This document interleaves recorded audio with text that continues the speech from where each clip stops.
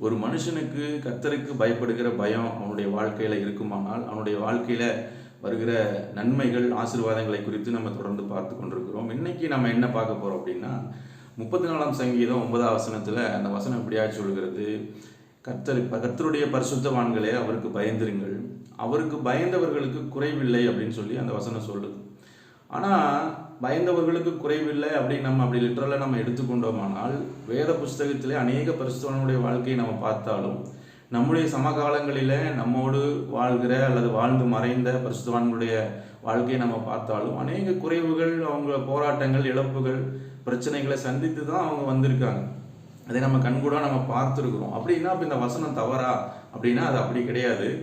கர்த்தருக்கு பயந்து வாழ்கிற பரிசுத்தவான்களுடைய கர்த்தருடைய பிள்ளைகளுடைய வாழ்க்கையில் 2 விதமான நன்மைகள் அங்கே இருக்குது. ஒன்று, அவங்களுடைய அத்தியாவசியமான அடிப்படை தேவைகள், அவசியமான தேவைகளை கர்த்தர் நிச்சயமாக நிறைவாக சந்திப்பார், அதில் எந்த சந்தேகமும் கிடையாது.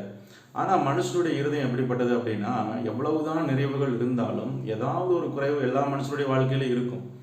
அந்த குறைவு 1000 நிறைவு இருக்கும்போது ஒரு 2 குறைவு இருந்துச்சுன்னா அந்த ஒரு விஷயத்தை குறித்து, அந்த குறைவை குறித்து தான் நம்முடைய மனது சுற்றி வரும். இது இல்லையே, இது இழந்துட்டோமே, இது தவறாயிருச்சே, இதில் குறைவு இருக்கேன்னு சொல்லி அந்த குறைவுகளையே சிந்திக்கிற ஒரு மனது தான் மனிதனுடைய மனது.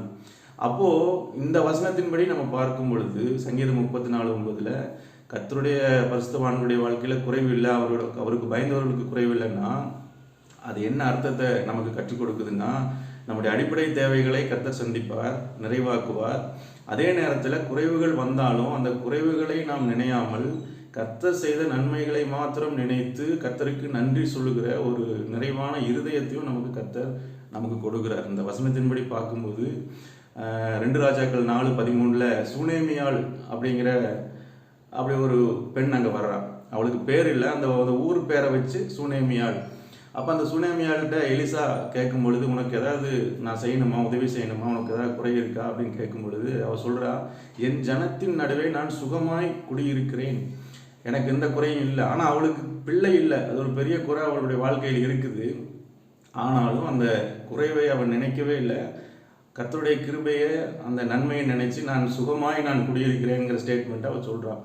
அப்படிப்பட்ட ஒரு இருதயத்தை கர்த்தர் நமக்கு கொடுப்பார். இந்த வசனத்தின்படி நாம் பார்க்கும் பொழுது கர்த்தருக்கு பயந்தவர்களுக்கு குறைவில்லை, குறைவை நினைக்கிற இருதயமும் இல்லை, நிறைவானதை நினைத்து கர்த்தரை மகிமைப்படுத்துகிற நன்றி சொல்கிற இருதயம் கர்த்தர் நமக்கு தருவாராக. God bless you. மீண்டும் நாளைக்கு சந்திப்போம். Have a good day.